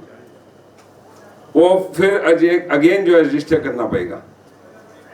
ਇਹਦੇ ਲਈ ਜੋ ਹੈ ਇਹਨਾਂ ਚੀਜ਼ਾਂ ਸਾਰੇ ਮੁੱਦਿਆਂ ਉੱਤੇ ਗੱਲਬਾਤ ਜੋ ਹੈ ਵੈਸੇ ਗਵਰਨਮੈਂਟ ਨੂੰ ਇਸ ਉੱਤੇ ਇੱਕ ਡਰਾਫਟ ਲਿਆਉਣਾ ਚਾਹੀਦਾ ਤਾਂ ਕਿ ਜੋ ਹੈ ਇਸ ਤੇ ਸਾਰੇ ਆਪਣੇ ਆਪਣੇ ਸੁਝਾਅ ਦੇ ਸਕਣ। ਹੁਣ ਜੋ ਹੈ ਆਪਣਾ ਗੁਰਸ਼ਰਨਜੀਤ ਸਿੰਘ ਲਾਂਬਾ USA ਤੋਂ ਉਹ ਕਾਲ ਕਰ ਰਹੇ ਨੇ, USA ਤੋਂ। ਸੰਗਤ ਬੈਠੀ, ਆਪ ਜੀ ਸਟਾਰਟ ਕਰੋ। ਵਾਹਿਗੁਰੂ ਜੀ ਕਾ ਖਾਲਸਾ, ਵਾਹਿਗੁਰੂ ਜੀ ਕੀ ਫਤਿਹ। ਮੈਨੂੰ ਬਹੁਤ ਪ੍ਰਸੰਨਤਾ ਹੋ ਰਹੀ ਹੈ ਅੱਜ ਇਸ ਪਲੇਟਫਾਰਮ ਦੇ ਉੱਤੇ ਬੰਬਈ ਜੋ ਵੀ ਕਹਿ ਲੋ, ਇਹਦੇ ਵਿੱਚ ਇੱਕ ਵਾਰ ਫਿਰ ਹਾਜ਼ਰੀ ਭਰਨ ਦਾ, ਕਿਉਂਕਿ ਮੇਰਾ ਰਿਸ਼ਤਾ ਮੁੰਬਈ ਨਾਲ ਜਾਂ ਬੰਬੇ ਨਾਲ ਬਹੁਤ ਪੁਰਾਣਾ ਹੈ। ਕਿਉਂਕਿ ਮੇਰਾ ਜਨਮ ਇੱਥੇ ਹੋਇਆ ਸੀ ਮਿਲਟਰੀ ਹਸਪੀਟਲ ਵਿੱਚ 1949 ਚ। ਪਿਤਾ ਜੀ ਫੌਜ ਵਿੱਚ ਸੀਗੇ, ਸੋ ਇੱਕ ਕੁਝ ਸਾਂਝ ਜ਼ਰੂਰ ਹੁੰਦੀ ਹੈਗੀ ਹੈ। ਦੂਸਰਾ ਜਿਹੜੀ ਬਹੁਤ ਅਹਿਮ ਹੈ, ਜਿਸ ਸਬਜੈਕਟ ਦੇ ਉੱਤੇ ਤੁਸੀਂ ਅੱਜ ਗੱਲ ਕਰਨ ਲਈ ਆਏ ਹੋ, ਉਸ ਦੇ ਤੇ ਕਰਨਾ ਚਾਹੁੰਦੇ ਹੋ, ਇਹ ਇੱਕ ਬਹੁਤ ਹੀ ਮਹੱਤਵਪੂਰਨ ਹੈ। ਔਰ ਦਿੱਕਤ ਇਹ ਹੈ ਕਿ ਸਾਨੂੰ ਅਜੇ ਤੱਕ ਇਸ ਦੀ ਸਮਝ ਵੀ ਨਹੀਂ ਆ ਰਹੀ ਖਤਰਾ ਕਿੰਨਾ ਵੱਡਾ ਹੈ। ਕਿਉਂਕਿ ਆਮ ਲੋਕਾਂ ਨੇ ਇਸ ਨੂੰ ਕਦੀ ਪੜ੍ਹਨ ਦੀ ਕੋਸ਼ਿਸ਼ ਨਹੀਂ ਕੀਤੀ, ਸਮਝਣ ਦੀ ਕੋਸ਼ਿਸ਼ ਨਹੀਂ ਕੀਤੀ। ਤੇ ਹਮੇਸ਼ਾ ਹੁੰਦਾ ਰਿਹਾ ਕਿ ਜਦੋਂ ਵੀ ਕੋਈ ਚੀਜ਼ ਆਏ, ਜਿਵੇਂ ਇੱਕ ਗੱਲ ਕਹੀ ਜਾਂਦੀ ਹੈ ਕਿ if you want to convince a man, first confuse him, ਉਹ ਇਤਨਾ ਜ਼ਿਆਦਾ ਰੋਲ ਘਚੋਲਾ ਪਾ ਦਿੱਤਾ ਜਾਂਦਾ ਹੈ ਕਿ ਉਹ ਆਮ ਬੰਦਿਆਂ ਨੂੰ ਲੱਗਦਾ ਸ਼ਾਇਦ ਮੈਂ ਹੀ ਗਲਤ ਹੈਗਾ। ਪਰ ਅਗਰ ਮੈਂ ਇਮਾਨਦਾਰੀ ਨਾਲ ਕਹਾਂ, ਸਿੱਖ ਨਜ਼ਰੀਏ ਤੋਂ ਕਿਹਾ ਜਾਏ, ਇਹ ਜਿਹੜੀ ਮੂਵ ਹੈ ਇਹ ਬਹੁਤ ਖਤਰਨਾਕ ਹੈ। ਖਤਰਨਾਕ ਇਨ ਦੀ ਸੈਂਸ ਕਿ ਯੂਨੀਫਾਰਮ ਸਿਵਲ ਕੋਡ ਦੀ ਗੱਲ ਕੀਤੀ ਜਾ ਰਹੀ ਹੈ। ਯੂਨੀਫਾਰਮ ਦੀ ਗੱਲ ਕਰਦਿਆਂ ਅਸਲ ਮਨਸ਼ਾ ਜਿਹੜੀ ਹੈ ਯੂਨੀਫਿਕੇਸ਼ਨ ਦੀ ਹੈ। ਇਹ ਯੂਨੀਫਾਰਮ ਔਰ ਯੂਨੀਫਿਕੇਸ਼ਨ ਵਿੱਚ ਬੜਾ ਫਰਕ ਹੁੰਦਾ ਹੈ। ਦਰਅਸਲ ਜੇਕਰ ਦੇਖਿਆ ਜਾਏ, ਪੁਰਾਣਾ ਜਿਹੜਾ ਅਗਰ ਸਾਡਾ, ਮੈਂ ਥੋੜੀ ਜਿਹੀ ਜ਼ਰੂਰ ਚਾਹਾਂਗਾ ਇਤਿਹਾਸ ਦੇ ਵਿੱਚ ਜਾਣਾ ਚਾਹਾਂਗਾ, ਉਹ ਬੜਾ ਜ਼ਰੂਰੀ ਹੈ ਕਿ ਗੁਰੂ ਸਾਹਿਬ ਦੇ ਵੇਲੇ ਵੀ, ਜਿਸ ਵੇਲੇ ਗੁਰੂ ਸਾਹਿਬ ਆਏ, ਉਸ ਵੇਲੇ ਵੀ ਭਾਈ ਗੁਰਦਾਸ ਨੇ ਗਵਾਹੀ ਦਿੱਤੀ ਸੀ ਕਿ ਖੈ ਮਰਦੇ ਬਾਹਮਣ ਮੌਲਾਣੇ। ਉਸ ਹਾਲਾਤ ਦੇ ਵਿੱਚ ਜਿੱਥੇ ਇੱਕ ਪਾਸੇ ਤਾਂ ਕਿਹਾ ਜਾ ਰਿਹਾ ਸੀ ਰੱਬੁਲ ਆਲਮੀਨ ਔਰ ਦੂਜੇ ਪਾਸੇ ਕਿਹਾ ਜਾ ਰਿਹਾ ਸੀ ਵਸੁਦੇਵ ਕੁਟੁੰਬਕਮ, ਸਾਰਾ ਸੰਸਾਰ, ਸਾਰੀ ਵਸਦਾ, ਸਾਰੀ ਧਰਤੀ ਇੱਕ ਪਰਿਵਾਰ ਹੈ। ਪਰ ਜਦੋਂ ਅਮਲ ਵਿੱਚ ਆਇਆ ਤਾਂ ਉਹ ਬਿਲਕੁਲ ਵੱਖ-ਵੱਖ ਰਸਤੇ ਹੋ ਗਏ। ਉਹ ਜਿਹੜੀ ਚੀਜ਼ ਇੱਥੋਂ ਇੱਕ ਇੰਨਾ ਵੱਡਾ ਫਲਸਫਾ ਨਿਕਲਣਾ ਚਾਹੀਦਾ ਸੀ, ਉਹ ਟਕਰਾਅ ਵਿੱਚ ਬਦਲ ਗਈ। ਇਸ ਹਾਲਾਤ ਦੇ ਵਿੱਚ ਭਾਈ ਸਾਹਿਬ ਭਾਈ ਨੰਦ ਲਾਲ ਜੀ ਨੇ ਜਿਹੜੀ ਗੱਲ ਕਹੀ ਗੁਰੂ ਗੋਬਿੰਦ ਸਿੰਘ ਸਾਹਿਬ ਦੇ ਹਵਾਲੇ ਨਾਲ, ਉਹ ਕਹਿੰਦੇ ਗਾਹੇ ਸੂਫੀ ਗਾਹੇ ਜ਼ਾਹਿਦ ਗਾਹੇ ਕਲੰਦਰ ਮੈਂ ਸ਼ਬਦ ਰੰਗ ਹਾਏ ਮੁਖਤਲਿਫ ਤਾਰਤ ਬੁਤੇ ਅਯਾਰੇ ਮਾਂ। ਮੇਰਾ ਮਾਲਕ ਬੜਾ ਸੋਹਣਾ ਹੈ, ਉਸਨੇ ਕਦੀ ਸੂਫੀ ਬਣਾਏ ਹੈ, ਕਈ ਜ਼ਾਹਿਦ ਭਰੇ ਬਣਾਏ ਹੈ, ਕਦੀ ਕਲੰਦਰ ਬਣਾਏ ਹੈ, ਤੇ ਉਹ ਕਿਤਨੇ ਵੱਖ-ਵੱਖ ਰੰਗਾਂ ਦੇ ਵਿੱਚ ਉਸਨੇ ਖਲਕਤ ਪੈਦਾ ਕੀਤੀ ਹੈ ਮੇਰੇ ਮਾਲਕ ਨੇ। तो ये ਜਿਹੜੀ चीज सी, इस दे नाल ही गुरु साहब ने जिहड़ा आदेश दिता कि हिंदू तुरक कपूर आपसी ईमान साफी मानस की जात सब एक के पहचानबो, या फिर अव्वल अल्लाह नूर पाया कुदरत के सब बंदे, या ਅਸੀਂ पढ़ते हैं बिसर गई सब तात पराई जब साथ संगत मोई पाई। और उस दे ਲਈ गुरु साहब ਨੂੰ तशद्दद भी सहना पिया, शहादत भी हुई। तो मार्ग औखा है, वक्त बदलता गया। मैं पिछे जरूर जाना चाहांगा पर थोड़ी देर बाद। अगर अज दे इस खतरे नूं तुसीं समझना चाहोगे तां ओह बड़ा जरूरी है। 1909 दे विच जदों आनंद मैरिज एक्ट बनिया सी, उसका इतिहास पढ़न दी लोड़ है। पर मैनूं कहना पैंदा है कि साडे विद्वान भी, साडे पढ़े लिखे भी उसनूं बहुत ध्यान नाल नहीं देखे। उस इतिहास नूं आनंद मैरिज एक्ट बनाउण दी लोड़ की पै गई और ओदा इस साडे दे मौजूदा जिहड़ी प्रपोजल है ਉਹਦੇ ਨਾਲ ਕੀ ਤਲਕ है। मैं थोड़ा जिहा ਤੁਹਾਨੂੰ बैकग्राउंड दस दियां कि 1909 ਵੇਲੇ ਕਿਉਂਕਿ ਸਿੱਖਾਂ ਦਾ ਕੋਈ ਪਰਸਨਲ ਲਾ ਕੋਡੀਫਾਈ ਨਹੀਂ ਸੀ ਹੋਇਆ। परंपरा सीगियां, परंपरा बहुत सन, सारियां सीगियां। गुरु साहब ने मर्यादा भी दे दी, सब कुछ आदेश भी दे दिते, पर जिवें ईसा मसीह दे जान तो सदियां बाद उन्हां दी कोडिफिकेशन हुई है, मुहम्मद साहब दे जान तो बाद उन्हां दा लॉ कोडिफाई होया और ये जिहड़ा शास्त्रां दा अजे तक चल रहा है। इस तरीके नाल परंपरा जिहड़ी है, जिन्हों कानून ने, भारत के संविधान ने मन्निया है कि बहुत जरूरी है, पर उस परंपरा दे विच भी जिहड़ा साडा सारा कानून मौजूद सी और वखरा सी। मैं सिर्फ एक छोटा जिहा हवाला दवां, जिवें इस्लाम दे विच विआह जिहड़ा हैगा वो कॉन्ट्रैक्ट है और हिंदुइज्म दे विच वो एक संस्कार है, आश्रम है, गृहस्थ आश्रम है। आश्रम हुंदा है सरां, ठिकाना, मगर गुरमत दे विच ना तां ये कॉन्ट्रैक्ट है, ना ये सरां है, ना ये आश्रम है, ये तां एक धर्म है, गृहस्थ धर्म किया गया। सो बुनियादी तौर के उत्ते, सिद्धांतक तौर के उत्ते बिल्कुल वखरा सी, पर चूंकि कोडिफिकेशन नहीं थी, इस करके अजे तक वो हिंदू लॉ दे अंडर ही चलदा सीगा। तुसीं हैरान होवोगे 1900 दे विच बहुत ज्यादा रोला पाया गया आर्या समाज वालों और कुछ हिंदू चुणवे आगुआं वालों कि ये जिहड़ा आनंद कारज होया है, ये हिंदू लॉ के मुताबिक किसी भी रस्म लई ब्राह्मण का होना जरूरी है। इस करके ये हिंदू पंडित नहीं आया, ये ब्याह इलीगल है। तुसीं हैरान होवोगे, इत्थे ही नहीं, उहदे नाल कहा गया कि ये ब्याह इलीगल है और इस दे नाल इन्हां दी जिहड़ी औलाद होएगी वो इलीगल होएगी, नाजायज होएगी और उस दे नाल ये जिहड़े आ अपने बाप नहीं हो सकणगे। ये इतनी खतरनाक प्रपोजल आई। उस वेले दा अगर तुसीं इतिहास पढ़ो, श्रोमणी गुरुद्वारा प्रबंधक कमेटी ने छोटा जिहा किताबचा सरदार नाहर सिंह दा लिखिया छापिया documents relating to Anand marriage act 1909।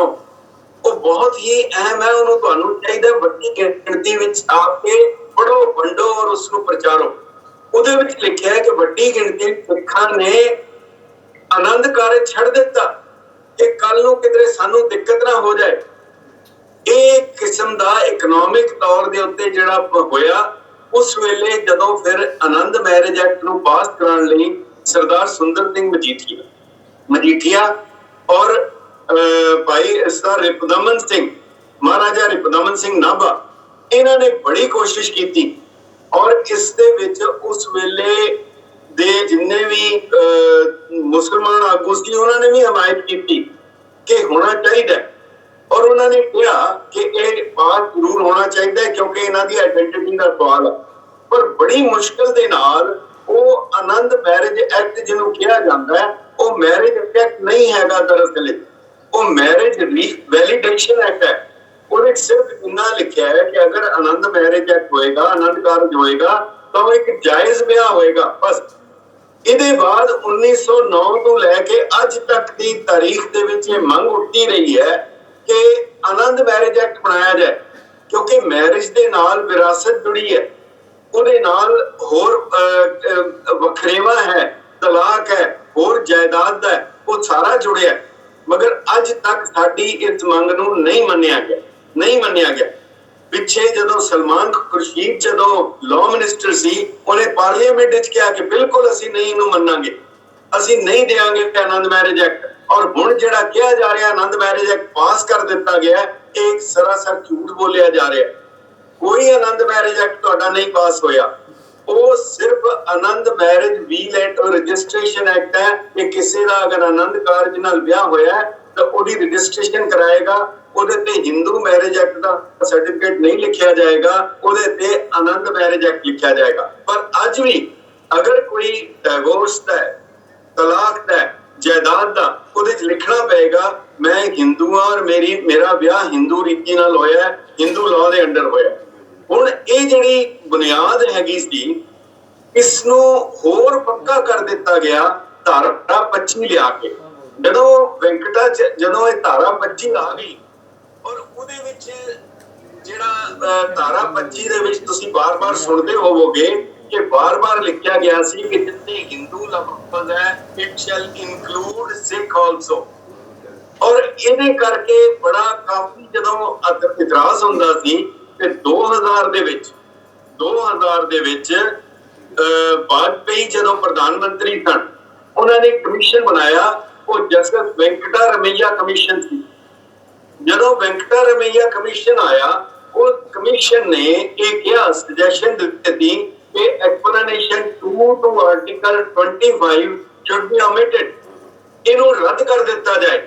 ਉਹ ਐਕਸਪਲੇਨੇਸ਼ਨ ਕੀ ਸੀਗੀ ਮੈਂ ਥੋੜਾ ਜਿਹਾ ਦੱਸਣਾ ਚਾਹਾਂਗਾ। ਉਹਦੇ ਵਿੱਚ ਸੀਗਾ in sub clause B of clause 2 in reference to Hindu shall be construed as including a reference to persons professing the Sikh, Jain or Buddhist religion, and the reference to Hindu religious institutions shall be construed accordingly। ਇਹ ਧਾਰਾ ਦੇ ਵਿੱਚ ਜਿਹੜਾ ਲਿਖਿਆ ਗਿਆ ਕਿ ਹਿੰਦੂ ਦਾ ਮਤਲਬ ਸਿੱਖ ਹੋਏਗਾ ਇਹ ਹਟਾ ਦਿੱਤੀ ਜਾਏ, ਇਹ ਵੈਂਕਟਾ ਰਮਈਆ ਨੇ ਕਿਹਾ। ਔਰ ਦੂਜੀ ਚੀਜ਼ ਇੱਕ ਹੋਰ ਸੁਜੈਸ਼ਨ ਸੀ ਕਿ ਧਾਰਾ 25(2)B ਜਿਹਦੇ ਤੇ ਬਾਰ-ਬਾਰ ਹੁੰਦਾ ਹੈ, ਜਿਸ ਨੂੰ ਬਾਦਲ ਸਾਹਿਬ ਬਰਨਾਲਾ ਸਾਹਿਬ ਨੇ ਦਿੱਲੀ ਜਾ ਕੇ ਸਾੜਿਆ ਵੀ ਸੀ। ਹਮੇਸ਼ਾ ਸਿੱਖਾਂ ਦੀ ਮੰਗ ਰਹੀ ਹੈ ਕਿ ਇਹਦੇ ਚੋਂ ਸਾਨੂੰ ਕੱਢਿਆ ਜਾਏ।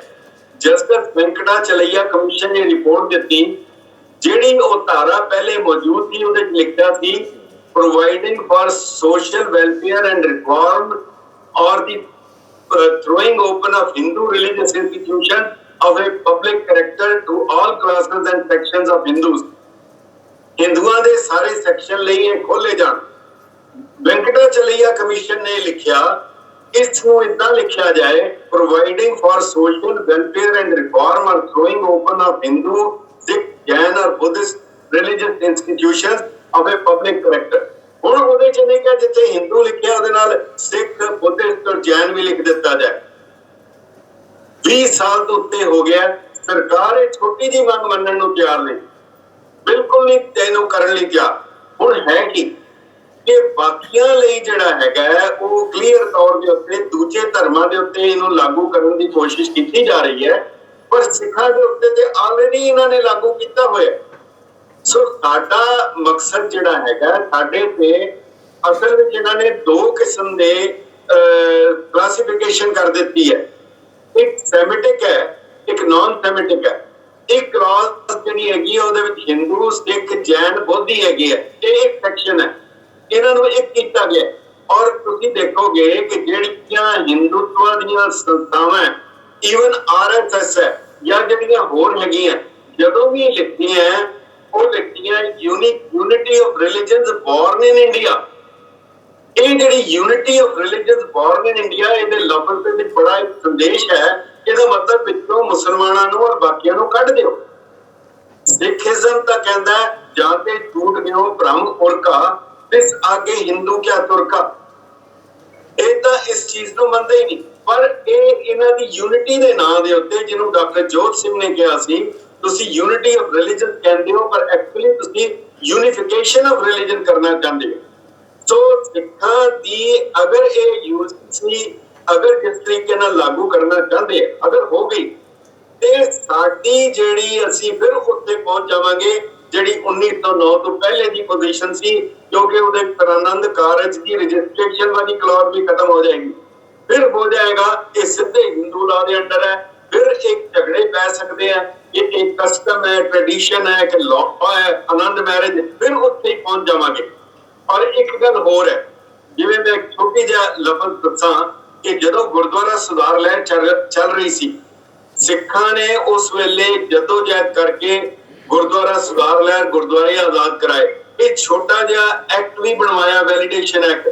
ਪਰ ਅਗਰ ਅੱਜ ਹੁੰਦਾ ਕਿ ਇਹ ਦੋਨੋਂ ਚੀਜ਼ਾਂ ਹੋ ਸਕਦੀਆਂ ਸੀ, ਇਹ ਬਹੁਤ ਵੱਡਾ ਅਹਿਮ ਸਵਾਲ ਹੈ। ਕਿਉਂਕਿ ਅੱਜ ਸਾਡੇ ਵਿੱਚੋਂ ਹੀ ਨਾਲ ਖੜੇ ਹੋ ਜਾਣਗੇ ਕਿ ਨਹੀਂ ਕੀ ਫਰਕ ਪੈਂਦਾ, ਸਾਰੇ ਇੱਕ ਹੈ, ਅਸੀਂ ਤੇ ਇੱਕ ਮੰਨਦੇ ਹਾਂ।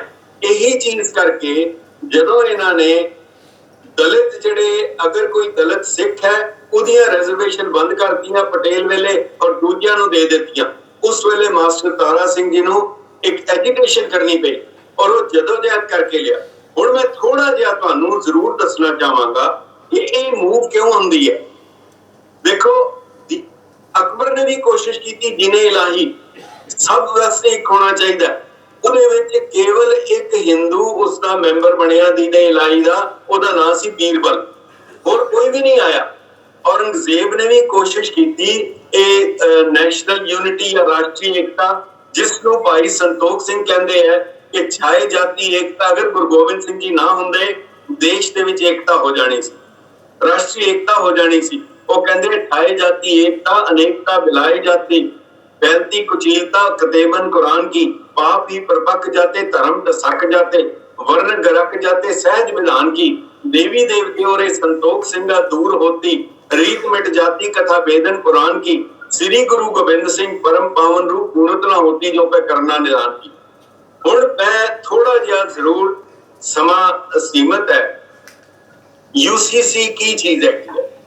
ਅਸਲ ਵਿੱਚ ਭਾਰਤ ਦਾ ਸੰਵਿਧਾਨ ਜੋ ਬਣਾਇਆ ਗਿਆ, ਜਿਸ ਨੂੰ ਪਾਸ ਕੀਤਾ ਗਿਆ, ਉਹਦੇ ਵਿੱਚ 3 ਵੱਖਰੇ ਮੈਂ ਇਹਦੇ ਨਾਲ ਰਿਲੇਟਡ ਸੈਕਸ਼ਨਸ ਹੈਗੇ ਆ। ਪਹਿਲਾ ਤਾਂ ਹੈਗਾ ਇਹਦਾ ਪ੍ਰੀਐਂਬਲ ਹੈਗਾ।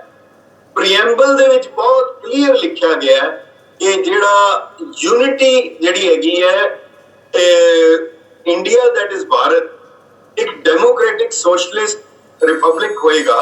ਔਰ ਇਹਦੇ ਵਿੱਚ ਇੱਕ ਕਲੌਜ਼ ਹੈਗੀ ਹੈ, ਪ੍ਰੀਐਂਬਲ ਬੁਨਿਆਦ ਹੈਗੀ ਹੈ, ਉਹਦਾ ਪਰਪਸ ਹੋਏਗਾ ਫ੍ਰੈਟਰਨਿਟੀ, ਭਾਈਚਾਰੇ ਨੂੰ ਵਧਾਉਣ ਲਈ। ਇਹ ਇੱਕ ਕਲੌਜ਼ ਹੈ। ਉਹਦੇ ਬਾਅਦ ਫਿਰ ਇਸ ਦੇ ਨਾਲ ਹੀ ਕੁਝ ਫੰਡਾਮੈਂਟਲ ਰਾਈਟਸ ਹੈਗੇ ਆ। ਉਹ ਰਾਈਟਸ ਦੇ ਵਿੱਚ ਬੜੀ ਲੰਬੀ ਚੌੜੀ ਲਿਸਟ ਹੈਗੀ ਹੈ, ਜਿਨ੍ਹਾਂ 'ਚ ਸੋਸ਼ਲ ਹੈ, ਕਲਚਰਲ ਹੈ, ਹੋਰ ਸਾਰਾ ਕੁਝ ਹੈਗਾ। ਉਹਨਾਂ ਨੂੰ ਕਰਨਾ, ਮਗਰ ਉਸਦਾ ਸਾਰਿਆਂ ਨੂੰ ਛੱਡ ਕੇ, ਉਹਨਾਂ ਸਾਰਿਆਂ ਨੂੰ ਇੱਕ ਪਾਸੇ ਛੱਡ ਕੇ ਇਹ ਜਿਹੜੀ ਚੀਜ਼ ਲਿਆਂਦੀ ਗਈ ਹੈ, ਇਹ ਚੈਪਟਰ 4 ਹੈਗਾ ਕਨਸਟੀਟਿਊਸ਼ਨ ਦਾ। ਮੈਂ ਥੋੜਾ ਜਿਹਾ ਸਾਦੇ ਲਫ਼ਜ਼ਾਂ ਵਿੱਚ ਦੱਸਾਂ। ਚੈਪਟਰ 4 ਜਿਹੜਾ ਹੈਗਾ ਇਹ ਡਾਇਰੈਕਟਿਵ ਪ੍ਰਿੰਸੀਪਲਸ ਹੈਗੇ, ਔਰ ਡਾਇਰੈਕਟਿਵ ਪ੍ਰਿੰਸੀਪਲ ਦੇ ਵਿੱਚ ਸੈਕਸ਼ਨਸ ਜਿਹੜਾ ਆਰਟੀਕਲ 37 ਹੈ ਉਹ 36 ਤੋਂ ਲੈ ਕੇ 51 ਤੱਕ ਹੈ, ਮਗਰ 37 ਇਹ ਕਹਿੰਦਾ ਹੈ ਕਿ ਇਹ ਲਾਗੂ ਨਹੀਂ ਹੋਣਗੇ, ਇਹਦੇ ਤੇ ਇਹਨੂੰ ਲਾਗੂ ਕਾਨੂੰਨ ਨਹੀਂ ਕੀਤਾ ਜਾਏਗਾ। ਇਹ ਡਾਇਰੈਕਟਿਵ ਪ੍ਰਿੰਸੀਪਲ ਹੈ, ਇੱਕ ਰਾਏ ਹੈ ਕਿ ਇਹਦੇ ਮੁਤਾਬਕ ਜਿਹੜੇ ਕਾਨੂੰਨ ਬਣਾਏ ਜਾਣ। ਹੁਣ ਉਹ ਜਿਹੜੀ ਕਾਨੂੰਨ ਬਣਾਏ ਜਾਣੇ ਆ ਤਾਂ ਕਿ ਕਾਨੂੰਨ ਸਾਰਿਆਂ ਲਈ ਇੱਕੋ ਜਿਹਾ ਹੋਏ। ਹੁਣ ਇੱਕੋ ਜਿਹਾ ਤੇ ਇੱਕੋ ਕਾਨੂੰਨ ਦੋਨਾਂ 'ਚ ਫਰਕ ਹੈ। ਇੱਕੋ ਜਿਹਾ ਕਾਨੂੰਨ ਬਣਾਉਣਾ ਔਰ ਇੱਕੋ ਕਾਨੂੰਨ ਬਣਾਉਣਾ ਬੜਾ ਫਰਕ ਹੈ। ਔਰ ਉਹ ਡਾਇਰੈਕਟਿਵ ਪ੍ਰਿੰਸੀਪਲ ਦੇ ਵਿੱਚ ਜਿਹੜੀਆਂ ਲਿਸਟ ਹੈਗੀ ਹੈ, ਉਹਦੇ 'ਚ ਹੈਗਾ securing social order based on justice. ਇਹ ਦੱਸਿਆ ਕਿ ਸਰਕਾਰ ਇਹਨਾਂ ਤੇ ਕਰੇ। ਪ੍ਰੋਟੈਕਟਿੰਗ এনवायरमेंट, फिर इक्वल डिस्ट्रीब्यूशन ऑफ रिसोर्सेज, फिर है concentration of the wealth to common detriment, equal pay for equal work to men and women, फिर है health against exploitation, फिर ensuring adequate means of livelihood, फिर providing free and compulsory education, equal justice and legal aid, right to work, right to education, फिर workers participation in management, safeguarding forest and wildlife, protecting monuments, ਇਹ ਸਾਰਾ ਕੁਝ ਹੈਗਾ। ਮਗਰ ਇਹਨਾਂ ਸਾਰਿਆਂ ਨੂੰ ਛੱਡ ਕੇ ਕੇਵਲ ਇੱਕ ਚੀਜ਼ ਲੈ ਲਈ ਗਈ ਕਿ ਉਹ ਇਹਨੂੰ ਲਾਗੂ ਕਰ ਦਿੱਤਾ ਜਾਏ ਆਰਟੀਕਲ 44 ਨੂੰ। ਜਿਹੜੀ ਆਰਟੀਕਲ 37 ਹੈ ਉਹ ਮੈਂ ਜ਼ਰੂਰ ਪੜ੍ਹਨੀ ਚਾਹਾਂਗਾ। ਉਹ ਕਹਿੰਦਾ it is very important to understand. ਕਹਿੰਦਾ ਆਰਟੀਕਲ ਇਹ ਕਹਿੰਦਾ ਕਿ which are guidelines for the government to follow making laws and policies. However, these policies are not enforceable by any court and are only fundamental in the governance of the country. ਇਹ ਕੀਤਾ ਗਿਆ। ਹੁਣ ਸਿੱਖ ਤਾਂ ਲੜਾਈ ਲੜ ਰਹੇ ਹੈ ਆਪਣੀ ਹੋਂਦ ਦੀ, ਆਪਣੀ ਆਇਡੈਂਟੀਟੀ ਦੀ। ਮਿਨੋਰਿਟੀਜ਼ ਦੀ ਜ਼ਰੂਰ ਹੁੰਦੀ ਹੈ ਕਿ ਉਹਨਾਂ ਦੀ ਆਪਣਾ ਕਲਚਰ, ਉਹਨਾਂ ਦੀ ਆਪਣੀ ਲੈਂਗੁਏਜ, ਉਹਨਾਂ ਨੂੰ ਪ੍ਰੋਟੈਕਟ ਕਰਨਾ। ਹੁਣ ਮੈਂ ਦੋ ਹਵਾਲੇ ਜ਼ਰੂਰ ਦੇਣੇ ਚਾਹਾਂਗਾ। ਪੰਡਿਤ ਜਵਾਹਰ ਲਾਲ ਨਹਿਰੂ ਦੀ एक कोटेशन है ਜਿਹੜੀ selected works of Jawahar Lal Nehru volume 10 page 425 ਤੇ ਹੈ। ਉਹਨਾਂ ਨੇ ਉਸ ਵੇਲੇ ਵਾਅਦਾ ਕੀਤਾ, ਕਹਿੰਦੇ furthermore decisions on communal issues are not to be taken by majority vote but by common consent and in the event of a deadlock by such international bodies as the League of Nations or International Court of Justice at the Hague। ਇੱਕ ਸੰਸਾਰ ਨਾਲ ਵਾਅਦਾ ਕੀਤਾ। 1940 ਚ ਉਹਨਾਂ ਦਾ ਇੱਕ ਹੋਰ speech ਹੈ ਜਿਹੜੀ selected works of Jawahar Lal Nehru ਜਿਹੜਾ ਗਵਰਨਮੈਂਟ ਨੇ, ਸਰਕਾਰ ਨੇ ਛਾਪਿਆ ਹੈ। ਉਹਦੇ ਚ ਲਿਖਿਆ ਹੈ that all matters strictly pertaining to minority rights decisions should be with the consent of the parties and not merely by a majority of vote. In the event of an agreement not being arrived at on any particular point, the matter might be referred to impartial international arbitration of the League of Nations or the Hague Court or any such body. Thus, minority rights are given every conceivable protection. ਹੁਣ ਇੱਕ ਵਾਅਦਾ ਹੈ ਜਿਹੜਾ minority ਨਾਲ ਕੀਤਾ, ਇੱਕ ਵਚਨ ਹੈ। ਮੈਂ ਕੇਵਲ ਇੱਕ ਗੱਲ ਕਹਿਣਾ ਚਾਹੁੰਦਾ, ਗੁਰੂ ਗੋਬਿੰਦ ਸਿੰਘ ਸਾਹਿਬ ਕਹਿੰਦੇ ਨਸ਼ਿਕਵੇਂ ਦਿਗਰ ਦਰਦਹਾਨੇ ਦਿਗਰ ਮਰਦ ਹੈ ਜਿਹੜਾ ਵਚਨ ਦਾ ਬਲੀ ਹੋਏ। ਗੁਰੂ ਅਰਜਨ ਦੇਵ ਜੀ ਕਹਿੰਦੇ ਆ वचन करे ते खिसक जाए बोले सब कच्चा, अंदरों थोथा कूड़ियार कूड़ी सब खच्चा, वैर करे निर्वैर नाल बोले सब कच्चा, वैर करे निर्वैर नाल। ये उन्हां दा हैगा मर्द है बंदे नूं वचन दा बली होना चाहिए। अमेरिका दे विच इत्थे मैं दसना चाहांगा, इत्थे जिहड़ा कानून है, इत्थे सोसाइटी है बिल्कुल हिंदुस्तान की तरह। ਇੱਥੇ ਵੀ ਵੱਖ-ਵੱਖ ਹਜ਼ਾਰਾਂ ਕਿਸਮ ਦੇ ਲੋਕ ਰਹਿੰਦੇ ਆ, ਅਗਰ ਹਜ਼ਾਰਾਂ ਨਸਲਾਂ ਦੇ, ਹਜ਼ਾਰਾਂ ਨੈਸ਼ਨੈਲਿਟੀਜ਼ ਉਹਨਾਂ ਦੀਆਂ ਓਰੀਜਨਲ ਹੈਗੀਆਂ, ਰੇਸਸ ਹੈਗੀਆਂ, ਪਰ ਇੱਕ ਲਫ਼ਜ਼ ਇਹ ਵਰਤਦੇ ਆ ਅਮਰੀਕਾ ਦੇ ਵਿੱਚ ਕੋਲਾਜ ਆਫ ਪੀਪਲ ਹੈ। ਕੋਲਾਜ ਹੁੰਦਾ ਜਿਵੇਂ ਇੱਕ ਫਰੇਮ ਦੇ ਵਿੱਚ ਵੱਖ-ਵੱਖ ਤਸਵੀਰਾਂ ਜੋੜ ਦਿੱਤੀਆਂ ਜਾਣ। ਇਹਨੂੰ ਮੈਲਟਿੰਗ ਪੌਟ ਨਹੀਂ ਕਹਿੰਦੇ। यूनिफिकेशन करनी जिहड़ी है वो मेल्टिंग पॉट है। उन्हां सारियां नूं इकट्ठियां करके उहदा किताबा बना दिता जाए और वो कर दिता जाए। इत्थे वो नहीं कीता जांदा, इत्थे मेल्टिंग पॉट नहीं है, इत्थे कोलाज है जिहड़ा कि साडे संविधान दा भी यही उन्हां दा मंशा सी कि हिंदुस्तान भी एक कोलाज है। इहदे विच वख-वख इसे करके जिहड़े फंडामेंटल राइट्स दे विच वख-वख रेस, धर्म, होर नस्लां, इत्थे आदिवासी हन, इत्थे ਜਿਹੜੇ ਮੀਜ਼ੋ ਹੈ, ਨਾਗਾ ਹੈ, ਹੋਰ ਹੈ, ਉਹਨਾਂ ਦੇ ਕਾਨੂੰਨ ਵਿੱਚ ਜਿਹੜਾ ਐਗਰੀਮੈਂਟ ਸਰਕਾਰ ਨੇ ਕੀਤਾ ਉਹਦਾ ਪਹਿਲਾ ਲਫ਼ਜ਼ ਲਿਖਿਆ notwithstanding anything said in the Indian Constitution, no law shall apply to them unless they agree to it. ਮੈਂ ਇੱਕ ਹੋਰ ਬਹੁਤ ਹੀ ਅਹਿਮ ਹੈਗਾ ਉਹ ਕਹਿਣੀ ਚਾਹਾਂਗਾ, ਮੈਂ ਇੱਕ ਸੈਕਿੰਡ ਅਗਰ ਉਹਦਾ ਦੇਖ ਸਕਾਂ ਤੇ ਉਹ ਬਹੁਤ ਜਿਹੜੀ ਇਹ ਸਾਡੀ ਡਿਮਾਂਡ ਹੈਗੀ ਸੀ ਉਹ ਇੱਕ ਕਾਨੂੰਨੀ ਅਸੀਂ ਪ੍ਰੋਟੈਕਸ਼ਨ ਚਾਹੁੰਦੇ ਸੀ। ਅਸੀਂ ਕੋਈ ਸਪੈਸ਼ਲ ਸਟੇਟਸ ਨਹੀਂ ਚਾਹੁੰਦੇ, ਅਸੀਂ ਚਾਹੁੰਦੇ ਸੀ ਸਾਡੇ ਤੇ ਲਾਗੂ ਕੀਤਾ ਜਾਏ। ਪਰ ਇੱਕ ਸੁਪਰੀਮ ਕੋਰਟ ਦੇ ਵਿੱਚ ਜਸਟਿਸ ਕੁਲਦੀਪ ਸਿੰਘ ਜੀ ਨੇ ਇੱਕ ਜਜਮੈਂਟ ਦਿੱਤੀ, ਆਨਰੇਬਲ ਸੁਪਰੀਮ ਕੋਰਟ, ਉਹਦੇ ਵਿੱਚ ਉਹਨਾਂ ਨੇ ਲਿਖਿਆ the Hindus along with Sikhs, Buddhists and Jains have forsaken their sentiments in the cause of national unity and the integration.